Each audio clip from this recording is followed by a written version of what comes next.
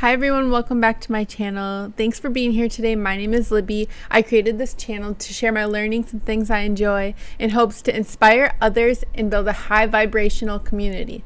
So you make this community possible, and thank you. Your input, your feedback really creates this community because I think we can all really help each other with our experiences and connect in this way. So today I want to talk about when someone makes an ignorant or racist comment, maybe someone close to you like your family or a really close friend. Maybe it's really out of character and not what you thought they would ever say. So I can share my experience and the steps that I use to repair and kind of open the person's mind. So big shout out to my family, who I love dearly. We are all works in progress. I come from a very, very loving family. My family is from areas that are not that diverse. Some are, but some are not. And some are not in situations where they have friends or groups of people who are different race than them. So shout out to them for continuing their learning journey. And that's part of the patience that I have to be able to have these conversations. Part of me says it's 2023 and everyone needs to get with the program, but I also take people where they're at and realize that people can learn. So what happened recently is one of my family members who I'm very, very close with at a family gathering was yelling to my cousins, N-word, N-word, N-word. Why can they say it but we can't?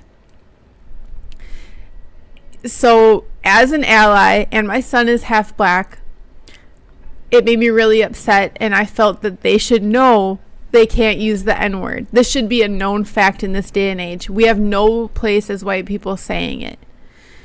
So it was very shocking and really shook me, and I just responded in anger. I said, absolutely do not ever say that word again. You can't say it. You are a racist, and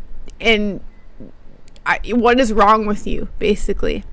So that was my mistake. As an ally, I do want to speak up for anyone that's dissed, that's not present. I always want to stand up for people who aren't there or that can't stand up for themselves. So I do want to react in a way that is firm. And so what I would have done, and this is step number one, is when you hear something like this, react calmly. You could be absolutely furious, and it could be just, your mind is like, how can you even do this? I love you so much, and I know you're a good person, so why would you say such a thing? So as calm as you can, and that shows growth and maturity. Take that person aside, take them away from a crowd, and just say, hey, I'm really disturbed that you think you can say this. Are you open to learning and being educated about why you can't? This is a really big deal that you think you can say this word, even if it's all white people. It's a big deal that you are still saying this, and I want to help you, educate you, and see if they're willing. Because of the reaction I had in pure anger, it kind of shut down that conversation.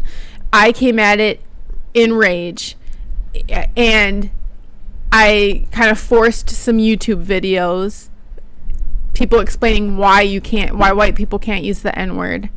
And then I used the silent treatment, and that was not effective. That took it further, and it got to the point where the family gathering was over. Went back to my home, they went back to their home, and I was still really mad about it. And I ended up calling them, and they said, you're just on your high horse because you have a half black son.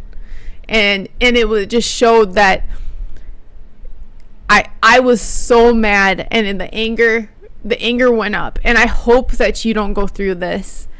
I feel that had I done a calm conversation, we could have avoided that being said. Maybe it was needed to get it to the point where I boiled over, used some bad words, called the person a racist, and then it got to the point that we needed an intervention from someone unbiased. So I would say step number 2 is to offer them education. After you calmly take them aside, offer them education. There's tons of YouTube videos from all different perspectives. Share it with them and see if it resonates. Also, I don't know what race the person you're dealing with might be, but if they're white, books on white fragility, books on white privilege, and just different videos that can help them wake up. So in my case, it had got to that anger level where it was like, okay, this is not going to get repaired on its own because this person is not going to learn from me at this point. We need an outside party. So I have a therapist. My therapist allows me to bring whoever I want to the meetings if I need mediation. So I was able to invite this family member to my therapy session, and that really helped narrow things down and get to the point where the family member said, wow, I kind of woke up to what they were doing. The person was really upset by me calling them names, and my therapist ended up saying, words matter. Words matter. And that got them to wake up saying, wow, yes, words have power, like the N-word. And I really need to research my words and how they sound. So after that, my family member got books and started doing YouTube videos and everything, and full on agreed to be an ally. Agreed to put themselves out of their comfort zone and help different groups, people outside of their race. And so I had a positive ending from a very rocky situation that could have gone years before we made amends. But getting that outside party in and talking about it really helped mitigate the situation. So if you don't have a therapist, maybe you can do like an EAP, employee assistance program. Most companies have them. And it's meant to talk about work. You can talk about personal things. I've used mine several times before I got a therapist. And that outside perspective really helps mitigate the situations. Sometimes with family members, there could be like a parental-child relationship, and the parent won't hear things from the child simply because of that relationship. But when an outside party comes in and translate what the child is trying to say, whether they're an adult or not, that helps. So I highly recommend that. So number 1, try to be as calm as possible. Take them aside, give them education, and then mediate if you need a mediator. And everyone's going to decide on their own if they want to be an ally. To me, everybody's got to become an ally. When it comes to racism and ignorance, it's everybody's problem until it gets solved. So if we don't each take this on, then it'll stick around. If we choose to live ignorantly because we don't have to address it, we're going to keep living in this cycle and keep having this divide. So the more that people can just say, wow, these are humans that we care about, or whatever it is, compassion for anything on the planet. This is important. And until everybody is even and is cared about and is not disrespected, this is going to be a problem. So happy ending for me. And what I want to say too is there are a lot of situations, I would say, across the US where people are living in their kind of domes where it's just their race, and they aren't exposed on the daily to people outside their race. They're kind of in this bubble, and they choose to be there, and they might watch shows that's with all of their race on it, or they might go to all their stores where that certain race shops, and so you're in this bubble. So that gives an opportunity for these kind of ignorant comments to come up.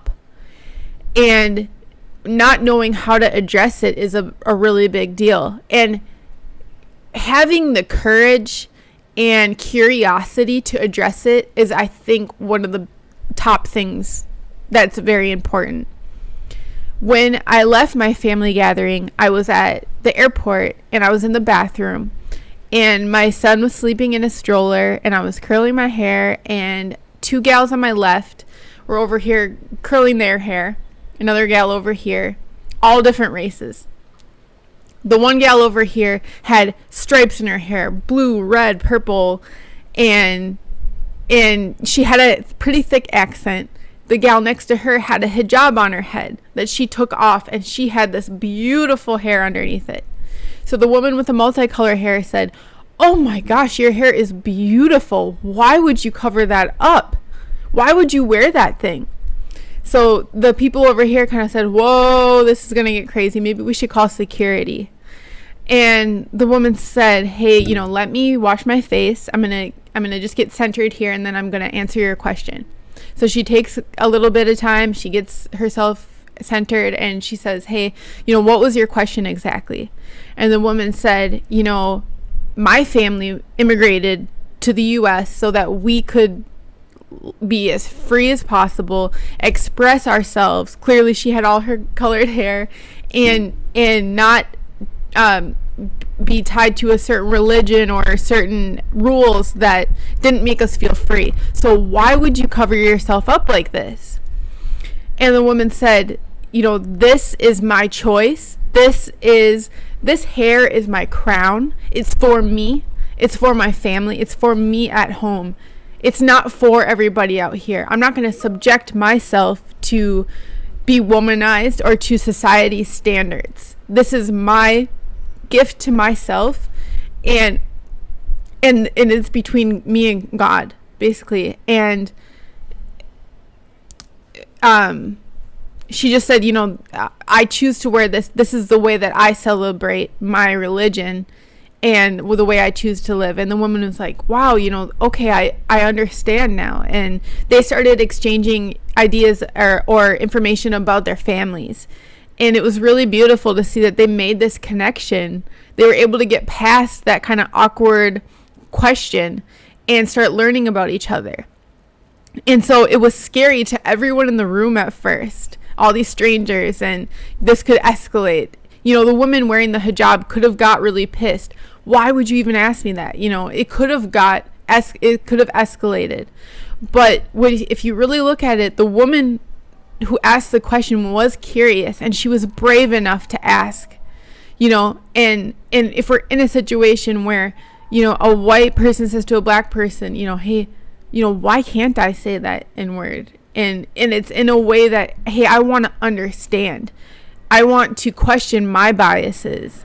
I want to understand more about you, and what connects us and what makes us different, and educate myself more." That's truly the fruit of life, is to be curious and to learn from each other, and to have these deep connections with people not like you. So my greatest gift to my son, it is that I will always live in a place that is diverse, where I'm the minority. I live in a building where I'm one of the only white people that live in this building, and that's how I want him to see that we don't live in these bubbles, and we live amongst people where we talk about all different kinds of races. We smell all different kinds of foods. People are hanging their laundry. People are drying their laundry. People are doing all kinds of stuff. People are wheeling their laundry to the laundromat. It's all levels. We live around extremely rich people, and we live around people that are houseless, and we are around that diverse perspective where there's no levels. Everybody's on their own journey, and we do our best to understand and vibe with each other and create these communities. So the more we can live in this way, the more we can just really question our biases. And I don't know that we get to this certain level where we don't have biases. I question mine. I will catch myself making a bias, and it's like, wow, the non-gender. My neighbor is raising her child as a non-gender, they, them. They look like a boy to me in my biased mind, wearing boy clothes, I've said he before, and I have to catch myself. Wow, get with the program. This is, my son will grow up and be in this, non-binary, non-gender world, and this is a new thing that we have to adopt. So thank God they're my neighbor, so I can learn and grow from this. And as I struggle, thank goodness they're accepting of that. And I correct myself every time. So I hope that this helps you in some way. I would love to talk further. Dealing with these situations with our families can be really tough, and I've seen it destroy families and friendships. If people are willing to learn and take responsibility and open their minds, we can be patient with each other on these journeys. And the people closest to us, especially our families, that, they might not know the truth now, but to be patient with them, that they will learn. And then you can have those conversations along the way. We all need to start somewhere. And we can't expect each other to be perfect, but we definitely expect each other to not have hate in their hearts. And I hope you don't have that. I hope you are not surrounded by that. But please, chat, message, talk about it if you are. If you have videos that resonate with you on this topic, I would love to learn more, know what you're going through, and please feel free to post. Please subscribe. Thanks for being here, and I look forward to connecting with you on more.